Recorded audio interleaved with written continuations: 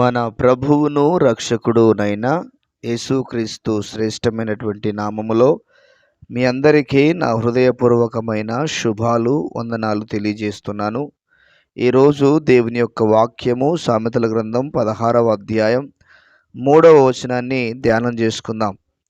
నీ పనుల భారము యెహోవా మీద నుంచుము, అప్పుడు నీ ఉద్దేశములు సఫలమగును.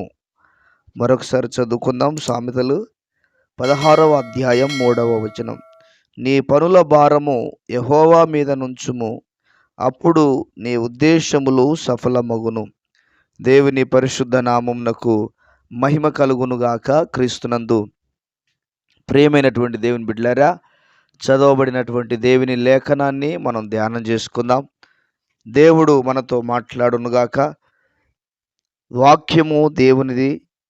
వాక్యముతో దేవుడు మనతో మాట్లాడతాడు. మన జీవితాలను సరిచేస్తాడు. మన జీవితాలను క్రమములోనికి తీసుకొని వెళ్తాడు.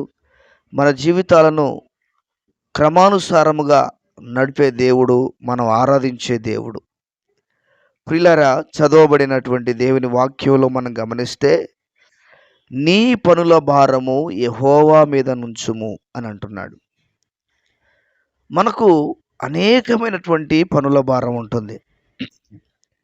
పనుల భారం అనగానే మనం చేతితో చేసేటువంటి పనులు మాత్రమే అనుకోవద్దు. మన ఆలోచనలు కానీ, మన తలంపులు కానీ, మన ఉద్దేశాలు కానీ, మన బర్డెన్స్ అన్నిటిని కూడా మన యొక్క పనుల కింద మనం వేసుకోవాలి. అయితే వాక్యంలో ఏమంటున్నాడంటే, పనుల భారము ఏదైతే ఉందో అది దేవుని మీద ఉంచాలట. మనం ఏం చేస్తాం అంటే, మన పనుల భారాన్ని, మన భారాన్ని మన నెత్తి మీద వేసుకుంటాం. అందుకనే మన తల బరువు ఉన్నట్లుగా, మనకు నెమ్మది లేనట్లుగా, మనకు సమాధానము లేనట్లుగా మనకు కనపడతా ఉంటుంది. ప్రియమైన దేవుని బిడ్డలారా, చూడండి, మన ఉద్దేశాలు ఎప్పుడు సఫలమవుతాయంటే దేవుని మీద మన పనుల భారం వేసినప్పుడు.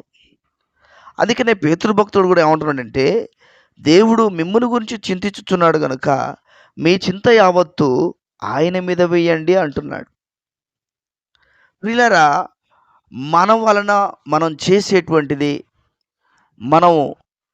మన వల్ల అయ్యేటువంటిది దాదాపుగా ఏమి లేదు. మనం సాధించేటువంటిది దాదాపుగా ఏమి లేదు. దేవుని సహాయము లేకపోతే, దేవుని యొక్క లీడింగ్ లేకపోతే, దేవుని యొక్క ఆలోచన లేకపోతే, దేవుడు మనకు తోడుగా లేకపోతే మనం ముందుకు నడవలేం. నా మట్టుకు నేను చెప్పగలను, నా అనుభవంలో నేను చెప్పగలను. నేను ప్రతీది కూడా దేవుని మీద భారం వేస్తాను.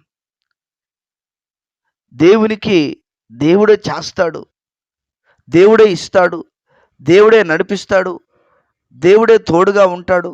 ఈ విధంగా ప్రతి విషయంలోనూ దేవుని మీద ఆధారపడడం, దేవుణ్ణి ఆనుకొనడం, దేవుని మీద మనం ఆధారపడినటువంటి జీవితం కలిగిన వారంగా మనం ఉండాలి. అది ఎటువంటి భారమైనప్పటికీ, ఎటువంటి బరువైనటువంటి భారమైనప్పటికీ, ఎంత పెద్ద సమస్య అయినప్పటికీ, ఎంత చిన్న సమస్య అయినప్పటికీ, మనం దేవుని మీద ఆధారపడడం కనుక మనం నేర్చుకుంటే, నిశ్చయముగా మన జీవితాలలో ఒక ఉన్నతమైనటువంటి, ఘనమైనటువంటి కార్యాన్ని ప్రభు చేయగలిగిన శక్తిమంతుడు అనే విషయాన్ని మీకు నేను జ్ఞాపకం చేస్తున్నాను. ప్రియులారా, ఏదేదో సమస్యలు తీసుకుని వచ్చి ఏవేవో మనం ఎత్తి మీద పెట్టుకుంటే అది మన జీవితాలను అణిచివేసేటివిగా ఉంటాయి, బాధించేటివిగా ఉంటాయి, నలగగొట్టేటివిగా ఉంటాయి, మనల్ని ముందుకు సాగనీయని వాటిగా ఉంటాయి. కనుక మన భారమును మనం మన దేవుని మీద వేయగలిగిన వారముగా మనం ఉండగలగాలి.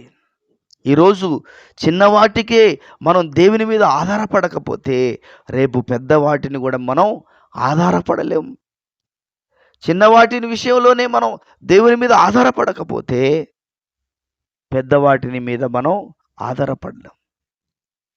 దేవుని మీద ఆధారపడినటువంటి జీవితం.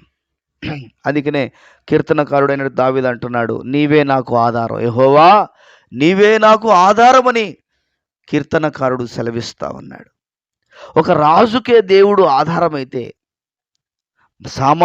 సామాన్యులమైనటువంటి మన పరిస్థితి ఏమిటో ఒకసారి ఆలోచన చేసుకోవాలి. అందుకనే మన పనుల భారమును దేవుని మీద ఉంచి మనం ముందుకు కొనసాగుదముగాక. అటువంటి కృపను భాగ్యమును దేవుడు మనకు అనుగ్రహించునుగాక. ప్రార్థన. ప్రియుడైన తండ్రి, పరిశుద్ధుడా, నీకు వందనాలు.